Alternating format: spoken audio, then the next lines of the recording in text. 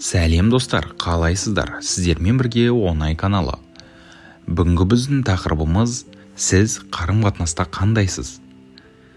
Жыл басталғаннан кейін өміріңізге қандай да бір өзгеріс енгізуді ойлап жүрсіз бе? Неден бастау керек екенін білмесеңіз, бүгінгі біздің видеомызды тамашалаңыз. Психологтар өмірді өзгерту үшін қарым-қатынасты өзгертуден бастау керек дейді. Мысалы, айналаңыздағы адамдармен, яғни бір шаңырақ астында тұратын отбасы мүшелерімен, ұжымдағы әріптестермен, көрші-қолаңмен, саудада тауар сатып алушымен, я болмаса жігітпен, қызбен, сүйіктіңізбен, дос-жаранмен қарым-қатынасыңызды өзгертіп көріңіз.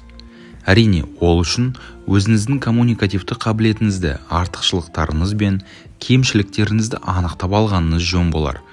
Ал бұны қалай істесек болады?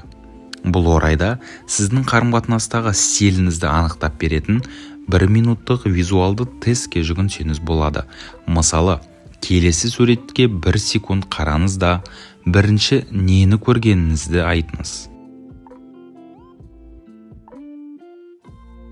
Егерде суреттен ер адамның аяқтарын бірінші көрген болсаңыз, сіз кез келген адаммен тез тіл табысып, әңгімені оңай өрбіте алатын адамсыз.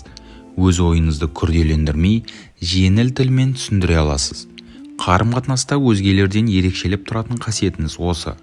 Өмірлік мақсаттарыңызға жетуде осы қасиетіңізді дұрыс қолдана білсеңіз, соншалықты тер төкпей-ақ діттеген жерге жетуді жылдамдата аласыз. Алайда өзгелердің көңіліне қарауды да ұмытпаңыз. Сіздің басқа адам туралы оңай әрі ашық айта салатын кей сөздеріңіз оның жанын, сезімін жаралауы мүмкін. Сізге кеңес, әңгімелесушіні құрметтеу сізді нағыз дипломатқа айналдырады. Ал егерде суреттен бірінші әйел аяқтарына көзіңіз түссе, онда айтар сөзін алдымен ойлап алатын жансыз. Ауыздан шығар сөздерді елеп, екшеуге, саралап сүзгіден өткізуге белгілі бір уақыттың қажет екені анық. Өзгелермен арадағы түсініспеушілікке, байланыстың жылдам үзілетініне, айтар сөзіңізді көп ойланатыныңыз кедергі болып жүргені шығар. Сөзіңізді ой қазанында қорытып, қажеттісін іздеп отырғаныңызды басқалар үнсіздікке, елеусіз қалдырды, тыңдағысы келмеді деп қабылдау мүмкін. Ал сізге кеңес, әңгімелесушіге естіртіп ойланыңыз. Сонда қарым-қатынастағы түсініспеушіліктер, өзгелердің сізді іштей жираф деп ойлауы жойылады.